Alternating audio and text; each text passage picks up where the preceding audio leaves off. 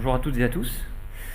Donc, comme c'est indiqué sur la slide, sur la diapo, je suis Olivier Blancheton, chargé de mission transition énergétique à l'ADEME, où je m'occupe notamment des enjeux d'adaptation au changement climatique auprès des territoires.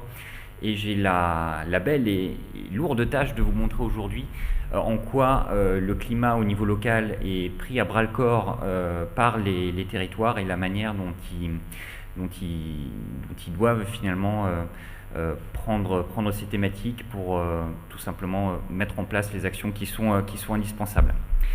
Tout d'abord, pour commencer, une petite question de définition, parce que vous l'entendez assez régulièrement, on parle de mesures d'atténuation au changement climatique, on parle aussi de mesures d'adaptation. Donc il me paraissait important déjà de faire la distinction, en tout cas de vous rappeler pour ceux qui le savent déjà et pour tout simplement faire découvrir à ceux qui ne le savent pas, la différence entre les deux. Les mesures d'atténuation consistent, ce sont toutes les actions qui vont vous permettre de réduire ou de limiter les émissions de gaz à effet de serre. Donc il faut savoir que les gaz à émissions à effet de serre, c'est principalement les transports, les bâtiments résidentiels et tertiaires, l'agriculture. Voilà, ce sont 80% des émissions de gaz à effet de serre sont issues des énergies fossiles en France. Donc quand on parle d'atténuation, on parle soit de diminution ou de limitation de ces gaz à effet de serre, mais aussi on parle de toutes les mesures qui consistent à protéger ou à améliorer les puits et réservoirs de gaz à effet de serre. Donc ces puits et ces réservoirs, ce sont les forêts et les sols. Donc quand on parle d'atténuation, on parle bien de limitation ou limitation de gaz à effet de serre ou de protection de ces fameux puits de carbone.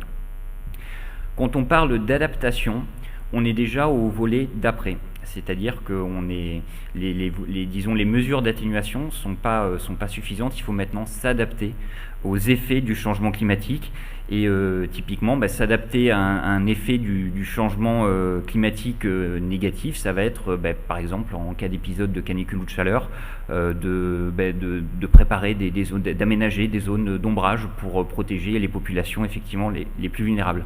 Donc ce qu'il faut bien savoir, c'est que dans l'adaptation, il y a effectivement tout ce dont on parle souvent, c'est-à-dire on va s'adapter au risque de canicule, au risque de pluie, mais c'est aussi s'adapter à la vie de tous les jours avec le réchauffement des températures, et ça c'est assez important de le signaler. Il y a évidemment, alors on parle d'effets bénéfiques, mais je vais mettre des guillemets quand on parle d'effets bénéfiques, c'est tout simplement la baisse des factures de chauffage. Ça peut être aussi tout simplement l'augmentation de la production agricole, puisque l'élévation de la température et la concentration de CO2 favorise le métabolisme avec une photosynthèse qui est accentuée. Donc encore une fois des effets bénéfiques que je mets bien entre parenthèses. Distinction aussi importante au niveau du suivi et de l'évaluation de ces mesures d'adaptation et d'atténuation. Autant quand on parle donc d'atténuation, de baisse de gaz à effet de serre, c'est assez facile de les suivre dans le sens où si vous installez des panneaux photovoltaïques sur votre maison, rapidement vous allez voir de la production d'énergie renouvelable. Donc c'est facile de comptabiliser, c'est facile de suivre. Idem quand une agglomération met en place des pistes cyclables dans son plan de déplacement urbain par exemple, c'est facile de compter les kilomètres de pistes qui sont mises en place. Sur l'adaptation, c'est beaucoup plus complexe parce que les résultats sont vraiment visibles sur le court, moyen et long terme. Donc en fait, il n'y a pas véritablement d'unité de mesure universelle pour ce type d'action, et c'est pour ça qu'elle doit être vraiment planifiée dès aujourd'hui en ciblant finalement à la fois les territoires mais aussi les secteurs qui vont être les plus vulnérables. Et actuellement et évidemment dans le futur. Et ça, c'est la diapo suivante s'il vous plaît. Et ça les territoires ont un rôle absolument déterminant. Ce sont en effet des coordinateurs de la transition écologique. Alors pourquoi eux c'est pas moi qui le dis, tout simplement, c'est la loi de transition énergétique pour la croissance verte de 2015 qui a placé ces EPCI comme coordinateurs de la transition écologique. Alors pourquoi eux ? Tout simplement parce qu'on estime que 70% des actions de réduction des émissions de gaz à effet de serre vont être faites à l'échelle locale. Et donc pour avoir une action locale, pour avoir l'adhésion, tout simplement ce changement de comportement qu'on appelle pour lutter contre ce changement climatique, cette adhésion, elle se fait au niveau local, d'où l'importance des territoires. Et j'en profite pour rappeler là la formule d'un ancien président de la République qui disait, avant les lois de décentralisation, on a eu besoin d'un État fort, centralisé fort pour se faire, on a besoin de la décentralisation pour ne pas se défaire. En matière de transition écologique et énergétique, c'est indispensable. La territorialisation des enjeux et des actions est indispensable pour que tout simplement les objectifs internationaux et nationaux, nous puissions y arriver avec les difficultés évidemment que Philippe vous a donné à l'instant. Les raisons d'agir, c'est d'accroître la résilience des territoires. On va vers des périodes compliquées où il faudra que les territoires, vos EPCI, vos communes soient armés pour absorber les chocs et pouvoir rebondir. Un emploi sur 3 va être est déjà exposé à des risques d'inondation. 2 communes sur 3 connaissent des risques naturels. Depuis 15 ans, le coût des catastrophes naturelles a été multiplié par 5. Et effectivement, comme on le disait tout à l'heure, la Banque mondiale estime que la réparation d'une catastrophe naturelle coûte 7 fois plus cher qu'une action de prévention. Donc aujourd'hui, on est encore dans une situation où on peut prévenir, même si on a beaucoup de catastrophes. Après, il faudra mettre 7 fois plus d'argent sur la table pour reconstruire. Et on sait tous que cette donnée-là, c'est compliqué à mettre en œuvre. Il y a deuxièmement le coût de l'inaction face au changement climatique, qui fait un petit peu écho à ce que je viens de vous dire. Comme vous le voyez sur la diapo, on estime que le coût des sinistres va doubler ces prochaines années, 92 milliards d'euros. Et de manière plus préoccupante, ces données-là sont issues d'une étude qui a été faite par la Fédération des assurances. Au niveau le facteur d'augmentation des charges assurantielles, le deuxième facteur d'augmentation, ce sera le changement climatique. D'où la nécessité de se préparer et surtout aujourd'hui d'agir. Diapo suivante, s'il vous plaît. C'est pour ça que les territoires, certes, ils sont coordinateurs, mais aussi ils sont moteurs de la transition écologique. Je voulais... Petite question au niveau de l'Assemblée. Qui d'entre vous a déjà entendu parler d'un plan climat? Juste à main levée. Alors, parmi les interlocuteurs, on est à peu près à 20%. Et parmi ces 20%, qui est allé voir le plan climat, en tout cas, quel était l'état d'avancement du plan climat dans son intercommunalité? Bon, on est à peu près les mêmes. Mais c'est pour vous donner déjà un ordre d'idée du travail qui reste aussi à accomplir de la part des territoires, mais aussi de tous ceux qui les accompagnent, ADEME compris. Alors, ce fameux plan climat, c'est un plan de bataille. Il faut pas se leurrer. Ça va être la mise en œuvre locale des objectifs nationaux au niveau des territoires. Et c'est un plan de bataille transversal, puisqu'il va à la fois toucher l'atténuation, donc la baisse des émissions de gaz à effet de serre dont je vous ai parlé, et l'adaptation. Comment on va faire pour finalement absorber ces vagues successives. Et ce travail-là, ça va toucher absolument toutes les compétences de vos intercommunalités. Que ce soit évidemment les services environnement, l'aménagement, le développement économique, l'achat public, tous les services vont être concernés. Et si tous les services de votre interco est concerné, l'ensemble des citoyens va être concerné aussi dans sa vie quotidienne. C'est ça qu'il faut bien comprendre. Donc le rôle de votre intercommunalité, dans le cadre de ce plan climat, ça va être de dire, ok, quel est l'état des lieux? Je fais mon état des lieux en matière d'atténuation et d'adaptation. J'établis une stratégie, un plan d'action qu'évidemment je mets en œuvre, je le suis et je l'évalue. Tout ça sur 6 ans renouvelables. Donc en fait, au niveau local, il y a déjà au-delà des réflexions, des actions qui sont prévues, qui vont se mettre en œuvre, avec des enjeux, encore une fois, qui sont absolument, qui sont presque monstrueux. La dernière loi loi énergie-climat de 2021, d'ici 2050, c'est la neutralité carbone. Ça veut dire qu'il faudra diminuer par 6 nos émissions de gaz à effet de serre. Donc là, vous voyez les vies qu'on mène actuellement, vous divisez les consommations par 6. C'est déjà, ça vous donne un petit peu le frisson de ce que ça peut être sur notre modèle de société. Et tout ça pourquoi? Pour évidemment rester sous ces fameux 2 degrés. On l'a rappelé, mais je le rappelle à nouveau, le phénomène d'inertie climatique, c'est une voiture lancée sur l'autoroute. Vous coupez le contact, la voiture continue de rouler. Les gaz à effet de serre, c'est pareil. Ils vont rester 40, 50, 100 ans. Donc là, ce qu'on fait aujourd'hui, ce ne sera visible que dans 40 ou 50 ans. Donc c'est quand nos enfants seront ronds, pour ceux qui n'ont pas d'enfants, c'est quelque chose qui est vraiment indispensable à connaître pour voir un petit peu dans quel état aujourd'hui on se situe. Et aussi, autre analogie que j'aime bien faire,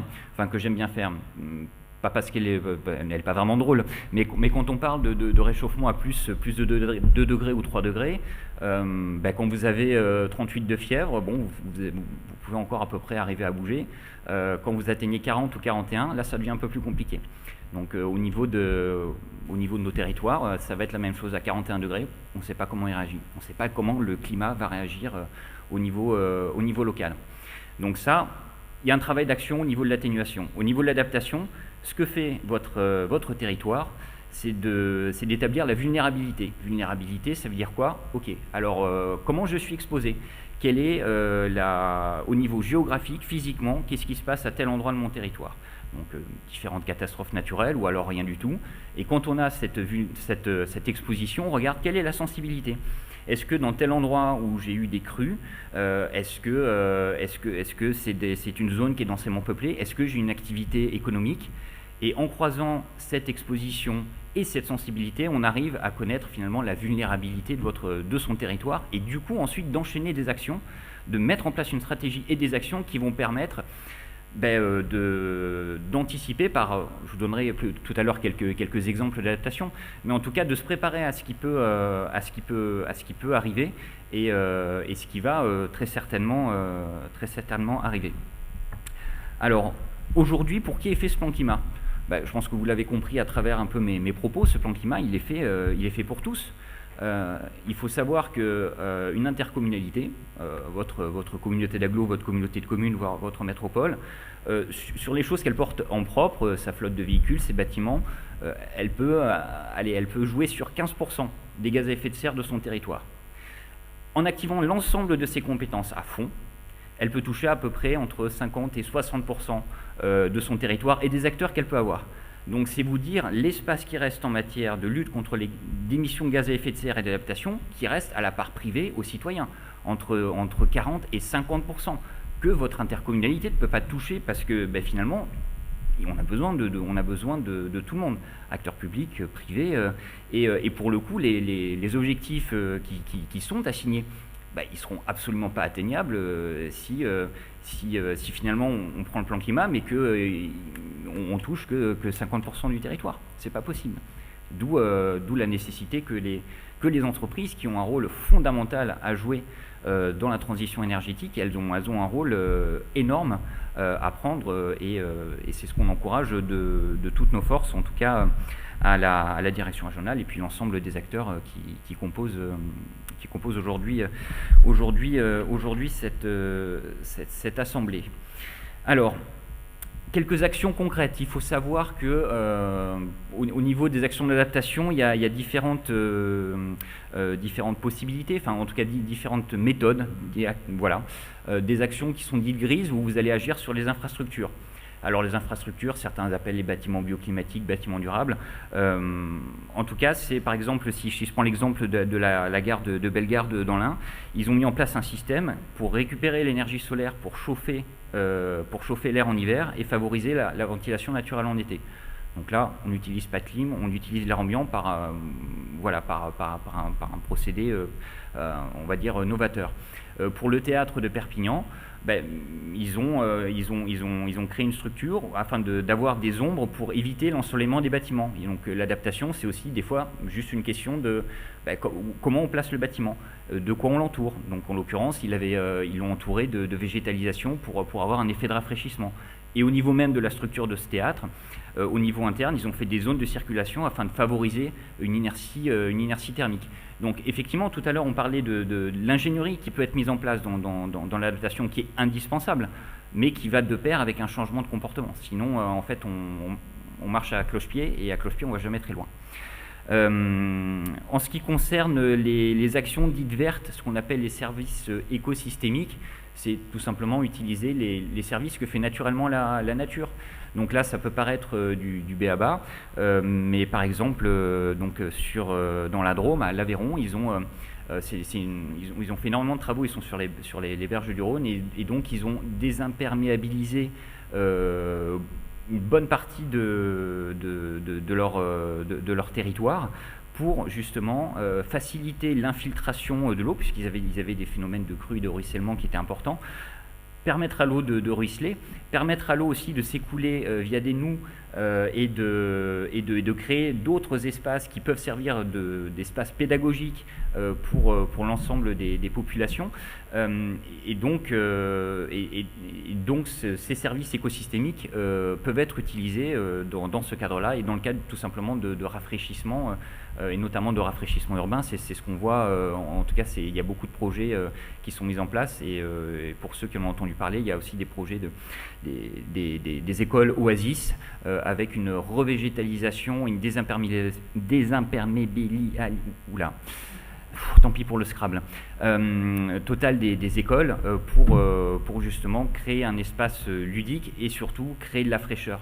Parce que c'est ça que permet ces services écosystémiques.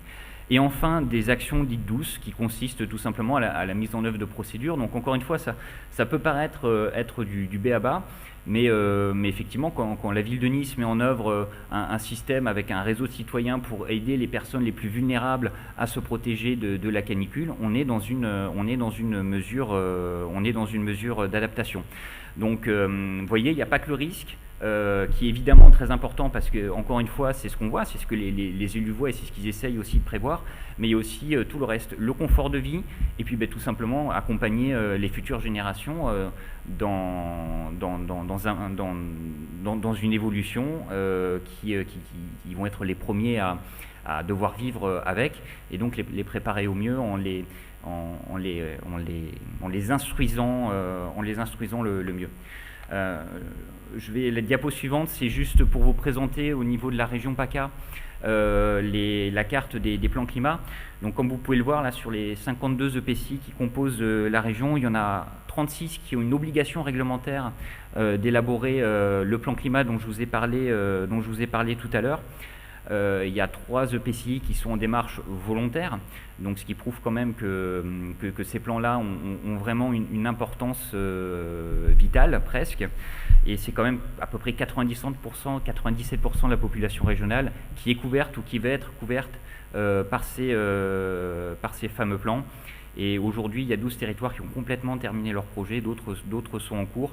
Et je vous invite vraiment, en tant qu'entreprise ou en tant que citoyen, de vous rapprocher de vos intercos, de vous rapprocher de votre élu local pour savoir comment vous pouvez les aider, ce que vous pouvez apporter également, parce que, encore une fois, le changement climatique, c'est l'affaire de tous.